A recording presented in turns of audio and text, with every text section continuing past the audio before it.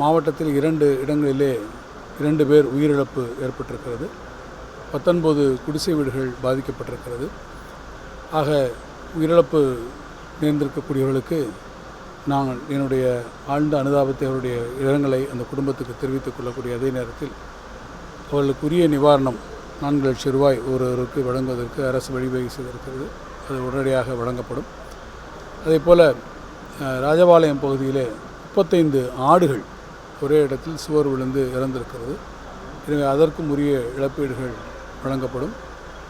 வீடுகள் பாதிக்கப்பட்டிருக்கக்கூடிய குடிசை வீடுகளுக்கு 4000 ரூபாய் என்கிற அளவில் அவர்களுக்கும் உரிய நிவாரணங்களை வழங்குவதற்கு ஏற்பாடு செய்யப்பட்டிருக்கிறது. நிவாரணங்கள் வழங்குவது ஒரு புறம் இருந்தாலும் எந்த அளவிலும் எந்த சூழ்நிலையிலும் உயிர் சேதங்கள் ஏதும் ஏற்பட்டுவிடக்கூடாது என்பதுதான் நம்முடைய மாண்புமிகு முதலமைச்சர் அவர்கள் எங்களுக்கு தெரிவித்திருக்கக்கூடிய ஆணையும் அவர் கொடுத்திருக்கக்கூடிய அறிவுரையும் ஆகும். எனவே அதனை மேற்கொண்டு எந்த இடத்திலும் எந்த விதமான ஒரு இழப்புகளும் வந்துவிடாத அளவிற்கு முன்னெச்சரிக்கை நடவடிக்கைகளை மேற்கொள்ளக்கூடிய அறிவுரைகள் இன்றைக்கு அனைத்து துறை அலுவலர்களுக்கும் வழங்கப்பட்டிருக்கிறது. அவர் அத்தனை பேருமே ஃபீல்டில் இருக்கிறாங்க. நானும் இன்றைக்கு நம்முடைய மாவட்டத்தினுடைய பல பகுதிகளுக்கு சென்று பார்க்க இருக்கிறேன். காரணம், அணைகள் மிக வேகமாக நிரம்பி வருகிறது. அணைகளுடைய நிலவரங்களை பார்த்து மழையினுடைய அளவை குறித்து தேவையான நடவடிக்கைகளை அரசு உறுதியாக எடுக்கும். ஆமாம், வல்னரபிள் ஸ்பாட்ஸும் பார்த்துருக்குறாங்க. அது நீர்வளத்துறையினர், அதே போல் நம்முடைய வருவாய்த்துறையினர் ஒவ்வொரு இடத்துலையும் பார்த்துருக்காங்க.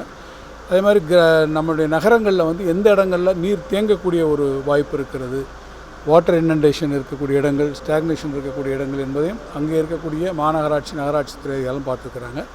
வெள்ளத்தினுடைய பாதிப்பு, ஒவ்வொரு டேம்லேருந்து எவ்வளோ வெள்ளம் திறந்து வருகிற போது என்னென்ன மாதிரி வரும், கீழே இருக்கக்கூடிய டேம்ஸோ அல்லது கீழே இருக்கக்கூடிய டேங்குகளுக்கு எந்த அளவிற்கு நீர் போக்குவரத்து அதில் இருக்கும், அந்த நீர் வரத்து இருக்கும்.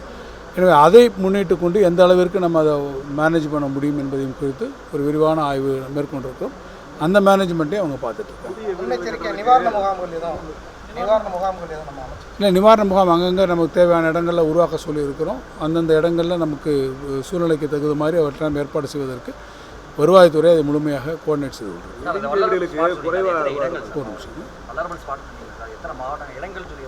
வல்னரங்கும்போது 15 இடங்கள் நம்ம பார்த்துருக்கோம். இதுவரை நமக்கு வந்திருக்கோம். ஆனைக்குட்டம் ஷட்டர் ரெடி ஆகிடுச்சு சார். அர்ஜுனா நதியில் நம்ம எதிர்பார்க்குறோம். இன்றைக்கி வர பெரிய அளவில் மற்ற நதியில் வந்துட்டுருக்கு.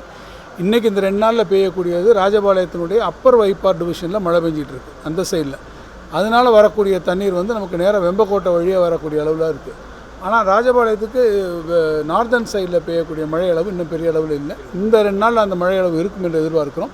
அப்படி மழையாக இருந்தாலும் அர்ஜுனா நதி தண்ணீர் அதிகமாக வருகிற போது ஆனைக்கூட்டம் தண்ணியில் இந்த முறை நம்ம தேக்கக்கூடிய வாய்ப்பு இருக்கு. புதிய